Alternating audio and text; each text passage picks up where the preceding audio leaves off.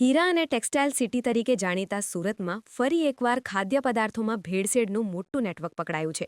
શહેરના ઉમરા વેલંજા વિસ્તારમાં આવેલા અવસર પ્લાઝામાં ધમધમતા નકલી ઘીના કારખાના પર પોલીસે દરોડા પાડીને 2 શખ્સો દ્વારા ચલાવવામાં આવતા કૌભાંડનો પર્દાફાશ કર્યો છે. આ ટોળકી છેલ્લા 1.5 વર્ષથી સોયાબીન તેલ અને દાલડામાં કેમિકલ ભેળવીને શુદ્ધ ગાયનું ઘી કહીને લોકોના રસોડા સુધી ઝેર પીરસતી હતી. ઉત્તરાયણ પોલીસને મળેલી ચોક્કસ બાતમીના આધારે ઉમરા વેલંજા વિસ્તારમાં આવેલા અવસર પ્લાઝામાં તપાસ હાથ ધરવામાં આવી હતી. તપાસ દરમિયાન પ્લાઝાના પહેલા માળે આવેલી દુકાન નંબર 106 અને 108માં શંકાસ્પદ ગતિવિધિઓ જોવા મળી હતી.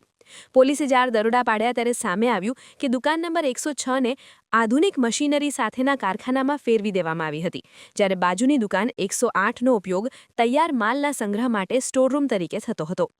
આરોપીઓની પૂછપરછ અને સ્થળ પરથી મળેલા પુરાવાઓ મુજબ આ નકલી ઘી બનાવવાની રીત અત્યંત આઘાતજનક હતી. સૌપ્રથમ સોયાબીન તેલ અને દાલડાને મોટા વાસણોમાં ગરમ કરવામાં આવતું હતું. તેમાં અસલી ઘી જેવી સુગંધ લાવવા માટે ખતરનાક એસેન્સ એટલે કે કેમિકલ સિરપ ઉમેરવામાં આવતું.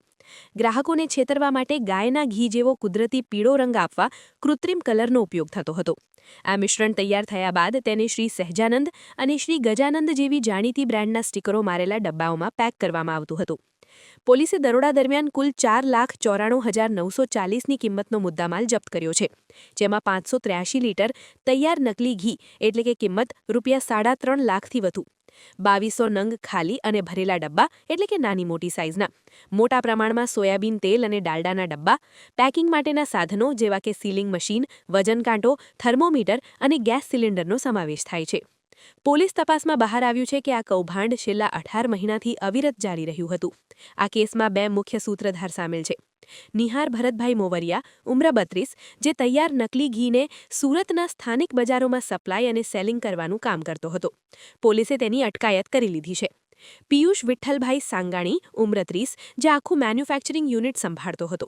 તે હાલ પોલીસ પકડથી દૂર છે અને તેને પકડવા ટીમો રવાના કરવામાં આવી છે.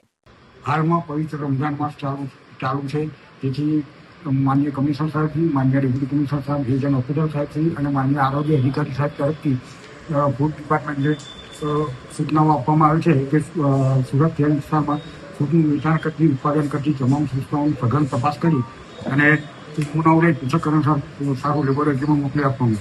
ગત રોજ અમને માહિતી મળેલ કે 106-108 અવસર પ્લાઝા, ઉમરા વેલંજા રોડ, વેલંજા સુરત ના સ્થળે આવેલ ટાટા ડેરી પ્રોડક્ટ નામની સંસ્થામાં શંકાસ્પદ ઘીનું ઉત્પાદન થઈ રહ્યું છે.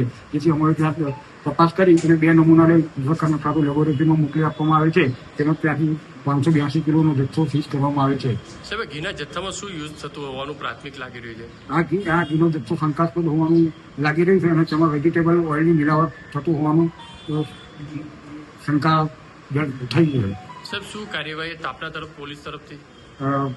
અમારા તરફથી ફૂડ સેફ્ટી સ્ટાન્ડર્ડ એક્ટ પ્રમાણે કાર્યવાહી કરવામાં આવશે, તેમજ પોલીસ તરફથી તેમના કાયદા પ્રમાણે આગળની કાર્યવાહી કરવામાં આવશે.